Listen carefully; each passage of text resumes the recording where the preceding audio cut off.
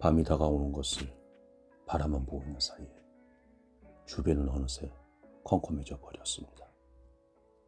빛은 스스로 죽음을 향해 치달렸고 얼마 있지 않아 빛에 반대되는 것들이 지배하는 시간이 되었습니다. 한번 떠나버리는 것은 무엇든 가속도가 붙었습니다. 붉고 노란색이던 바다는 순한 물색으로 서서히 바뀌었다가 그대로 어둠의 한 부분이 되어버렸습니다. 한번 가기로 마음먹은 것들은 빨리도 가버리는군. 산이는 중얼거렸습니다. 그는 그렇게 혼자서 중얼거렸는데 그게 자신에게 하는 소리인지 아니면 누군가 들어주기를 바라고 하는 것인지 스스로도 몰랐습니다. 어둠이 오기 전 해가 낮아지면서 서쪽 하늘에 노랗게 물을 들였는데 갈매기도 한두 마리 천천히 날고 있어서 시간이 정지된 것 같았고 그럼으로써 마침내 다다라야 할 곳에 도착한 듯도 해서 초연해졌는데 짧은 순간의 기쁨과 긴 시간의 고통을 주었습니다. 빨리도 가버려. 하지만 시간이 지나면 해는 다시 나오겠지. 다시 와. 다시 온다는 것은 참 좋은 것이야. 이번에도 대꾸를 해주는 이는 없었습니다. 밤이 왔어. 어둠이 씨발 깜깜해져 버렸단 말이야. 우비는 평생 동안 단 한 번도 이렇게 외따로 떨어진 상태에서 홀로 밤을 지내 본 적이 없었습니다.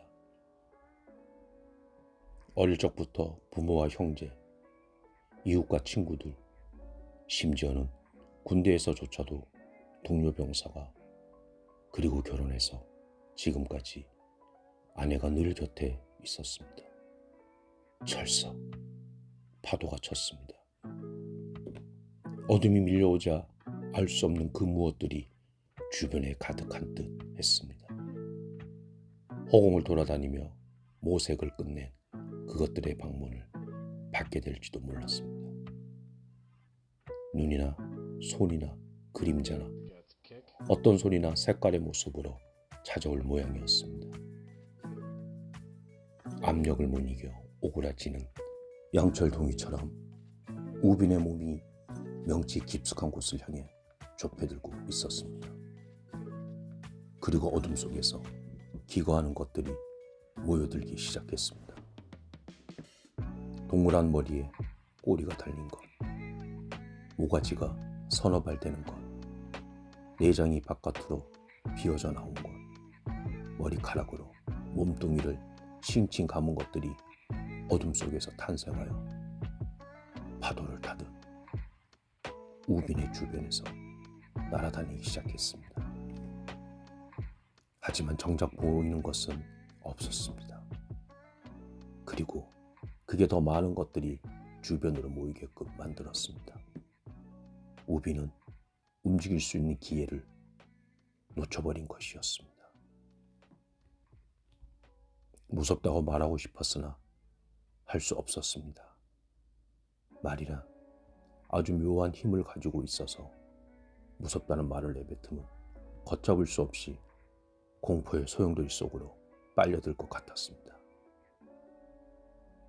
입을 굳게 다물었으나 무서움이 바이올린 줄처럼 지나갔고 곧바로 온갖 종류의 더듬이가 껍질을 찢고 고개를 세워 올렸습니다. 머리에서 돋아난 더듬이는 소리를 찾아 곤두서고 등에서 돋아난 더듬이는 물체의 모양을 감지하려 파르륵 떨었으며 가슴에서 돋아난 더듬이는 색깔이나 빛을 따라가려고 팽팽해졌습니다. 그리고 어떤 더듬이는 다른 더듬이들의 흥분 상태를 바로 잡으려 했으나 힘은 미약했습니다. 뜨거운 쇳물 같은 것이 양미간에서부터 시작해서 동그랗게 퍼지다가 발끝에서 쉿 빠져나갔습니다. 동시에 세포들이 솟아치며 일어났습니다. 살갗에는 수없이 많은 무덤들이 생겼습니다. 무서워 눈을 질끈 감으면 이번에는 뜨고 싶어서 참을 수가 없었습니다. 눈을 감으면 그의 주변에 모여든 것들의 형체가 뚜렷이 보였고, 눈을 뜨면 깊이를 알 수 없는 무언가로 가득 차 있는 듯한 어둠이 가로막았습니다. 그는 급기야 부르르 떨면서 불에 댄 벌레처럼 몸을 뒤틀었습니다. 세상이란 사람 혼자서 견디기에는 너무나 넓고 크고 무서운 거였습니다. 배낭에서 칼을 꺼냈습니다. 칼은 어둠 속에서 여인의 울음소리처럼 가늘고 날카로운 기운을 내뿜었습니다. 그는 잠시 이 무서움에서 벗어난 한 방법으로 칼끝을 안으로 돌려 자신의 심장을 찌는 것을 머릿속에 그렸습니다. 날카로운 칼끝이 심장을 파고들고 피가 분수처럼 솟구치며 단발마의 비명소리 하나가 생기고 갈증이 솟고 졸음이 오다가 모든 게 끝나는 것. 어쩌면 그러기 위해 그럴 만한 장소를 찾아왔는지도 몰랐습니다. 칼을 휘둘렀습니다. 씩! 허공 갈라치는 소리가 났습니다. 수평선 하나가 나타났다가 사라졌습니다. 그러자 서너 뼘의 공간이 그의 것이 되었습니다. 우비는 칼을 갈기 잘했다고 생각했습니다. 멀고 먼 옛날 석달 열흘, 바위를 녹인 재련 끝에 쇠붙이 하나를 가슴에 품게 된 어떤 인물처럼 우비는 한 뼘 칼에 육신을 의지하게 된 것이었습니다. 하지만 칼 하나로 세상을 상대할 수 없듯 자신의 것으로 확보한 서너 뼘의 공간이란 게 너무 작기도 하거니와 그것 때문에 스스로 고립되기도 하는 것이었습니다. 그리고 가슴이 딱 막혔습니다. 무언가가 있을 것 같은 비어있는 어두운 공간만이 가득했습니다.